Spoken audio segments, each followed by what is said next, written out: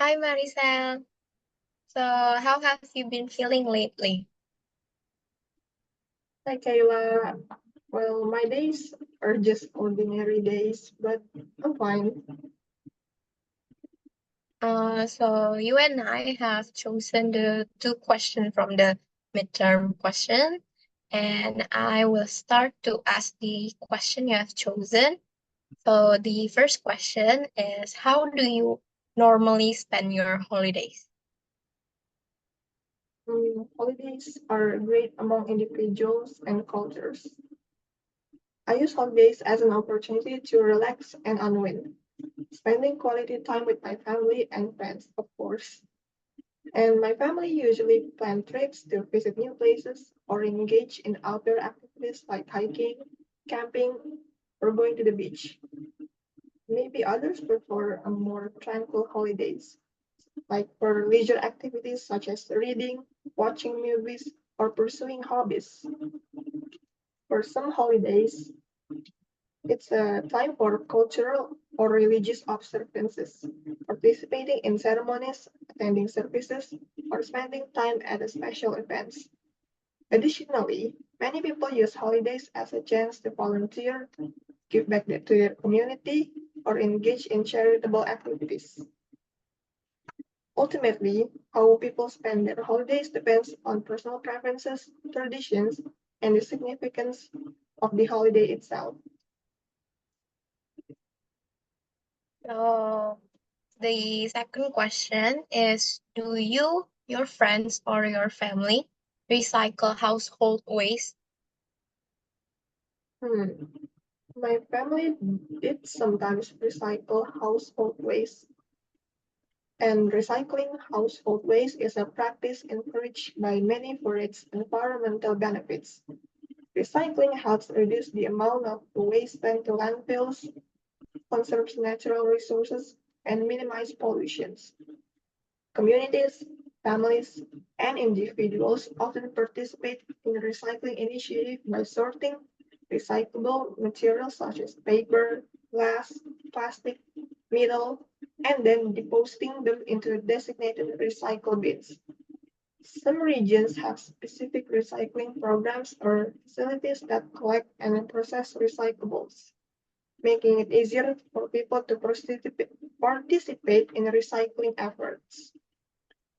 And now it's my turn to ask you the questions that you chose. So, how many different places have you lived during your life? So in my lifetime, I've moved twice, which may not seem like much, but I noticed a significant contrast in terms of the atmosphere, the surroundings, and the people. And in the past, I resided in what I would consider my hometown. And during every Ramadan, I would usually return there since a few of my relatives still live there. And initially, I lived in an area known as Pondok Pinang in South Jakarta, and now I live in Depok. And my childhood years were spent in Pondok Pinang, and the notable difference I experienced was the warmth and friendliness of the people. And as the closely situated houses fostered a strong sense of neighborly closeness. And additionally, many of my childhood friends from that period have become distant, and it leaves me curious about their current situation. And this sometimes triggers feeling of sadness and homesickness as I reflect on the majority of my childhood being spent there. And in contrast to my current residence in a suburban area where people tend to stay indoors and more frequently, and now I find myself enjoying the comfort of home. Moreover, my current location has required me to spend a considerable amount of time at home during my school years due to the significant distance between my house and school. And while I can acknowledge that I found some enjoyment in this, but the distance between my school and home now leave me feeling fatigued at times. See. So, for the next question, Are there any trends that have a negative impact on people's life? So, Maricel, have you ever heard of FOMO before? Yes, I did.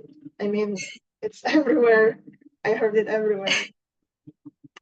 So, for this question, I actually wouldn't really say it's a trend, but people these days mostly use social media, right? And I actually find that using social media makes FOMO, or the fear of missing out. So when you see all the cool stuff people post on Instagram or Twitter or Snapchat, it feels like everyone's having a blast and you're missing out on the fun.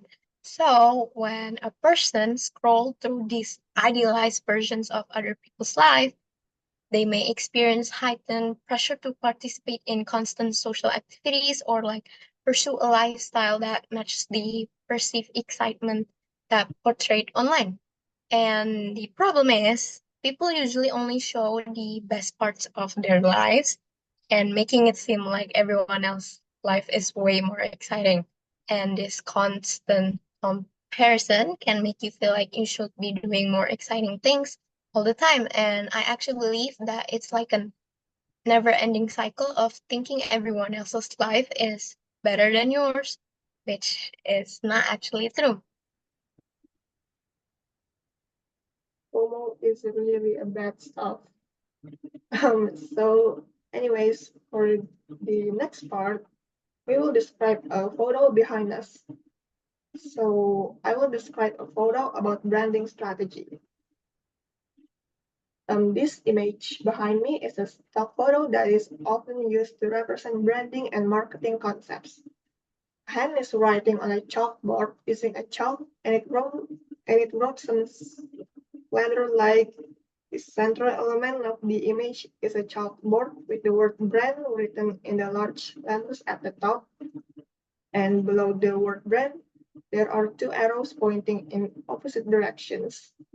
And to the left of the word identity is a Fotolia logo, and to the right of the word strategy is the word marketing and another Fotolia logo. So to summarize this image, the overall message in this image is that branding is a two-way process that involves both identity and strategy.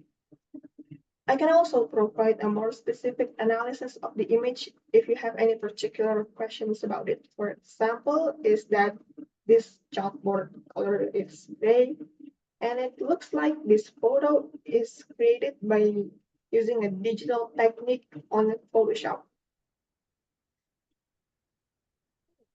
It's a very interesting photo. What do you think?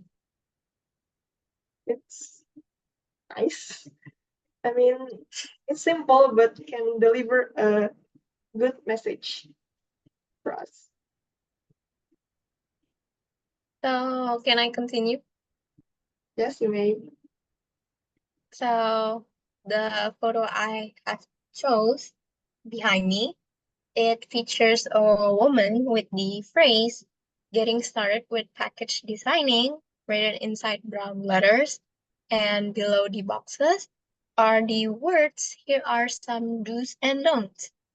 So this poster is likely intended to provide some lighthearted advice to aspiring package designers, and the woman is a symbol used to represent the start of something. And the text above suggests that package designing is a journey that requires careful planning and preparation. So the do's and don'ts likely to be specific to package designing, but they could also be general tips that apply to any creative project. So some possible do's and don'ts for package designing, such as the first one is choosing packaging materials that are both functional and aesthetically pleasing. And the second one is making sure your packaging is clearly labeled and easy to open. And the don'ts are rushing into the design process without a clear plan or making your packaging too difficult to open or close. So overall, the image is a fun and eye-catching way to encourage people to think about the importance of good packaging design. This image is actually very educational, especially for us design students who are interested to create packagings. Yeah, I agree with you. So the next part is we're going to discuss about the process of devising names for products and making an ideal brand name. And also the last one is devoting ourselves full time to devising names. So, Marcel, do you know the process of devising names for a product? Hmm. Yes, of course. For example, we definitely see lots of goods and services everywhere. We, as a designer, when creating a product, will definitely determine which parts of the logo, slogan, and assets are used in the product. So if we want to make a product, we must know what kind of product that we want to make. So, we know that there are two types of products, which are goods and services, but do you actually know the difference between these two things? Goods are physical objects that can be seen, touched, or felt, and it can be sold to customers in exchange for money. Meanwhile, services are activities that are performed by one person or another person, and they are not physical objects that can be seen or touched. So I would like to give you an example. So for a process of a company devising a name for a brand, a company wants to make a new name for a product, and it's a new kind of uh so the example is a company wants to make a new name for a vacuum cleaner product, and the vacuum cleaner uses advanced technology to deep clean carpets, and the company will brainstorm the name until they find a perfect name for the brand identity. Hmm. Given Kayla's description of the vacuum cleaner, I think Deep Clean Extreme would be the appropriate brand name because this newest product will allow the vacuum to clean the carpet thoroughly, and as the result, this name is the right fit for the brand. So for an ideal brand name, thus we have developed a prototype for a distinctive brand name, and the one of the example is Tolak Angin. And in my opinion, the brand with the best branding that is simple for a lot of people to remember.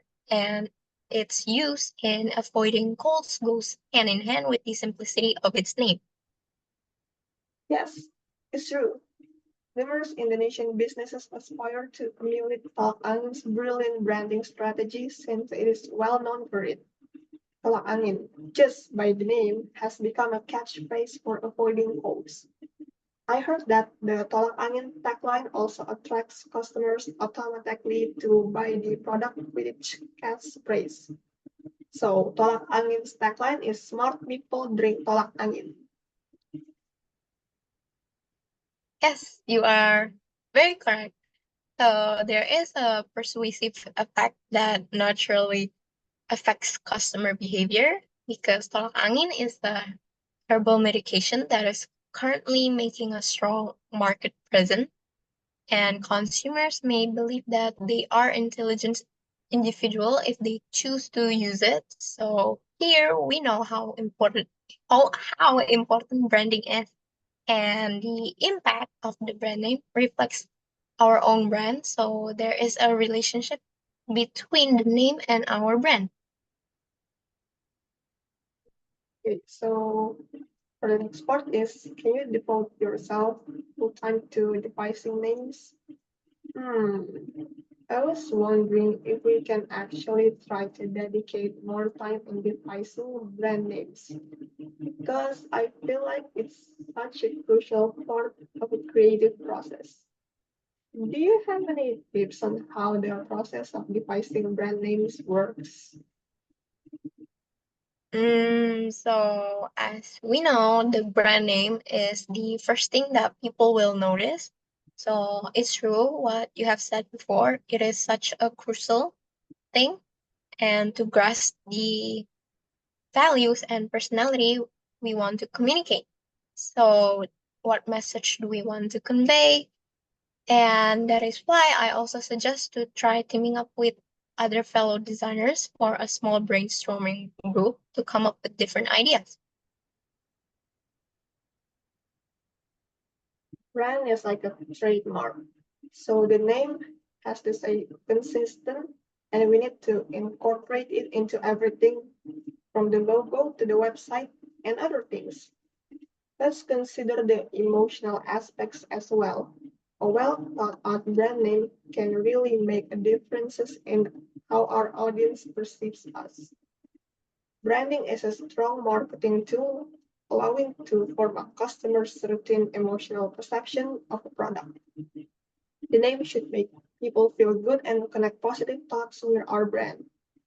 And a well thought out brand name can really make differences in how our audience perceives us.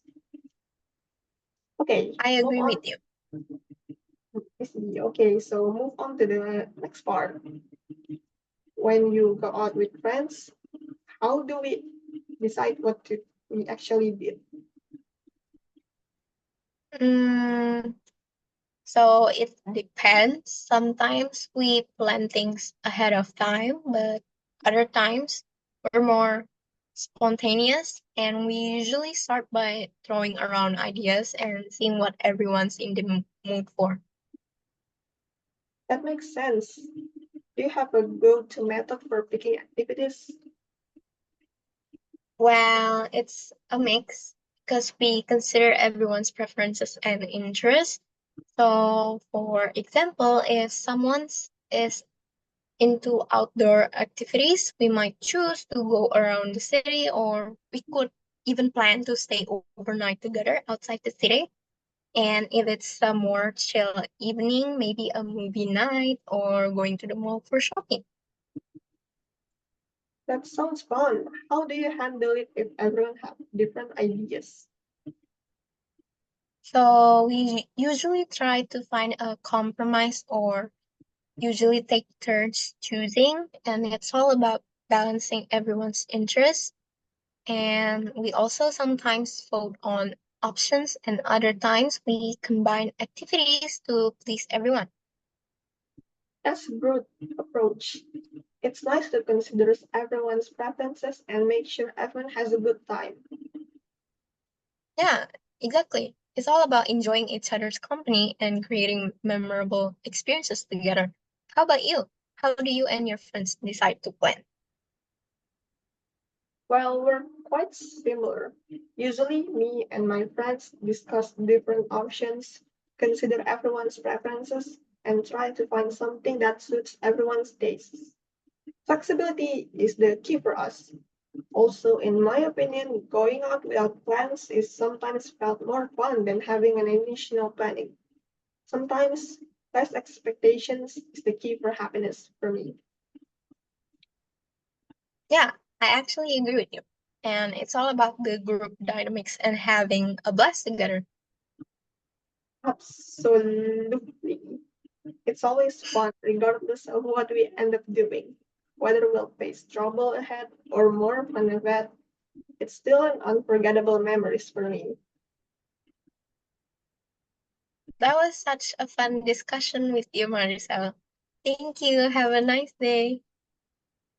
Bye bye, Kayla. Have a nice day too.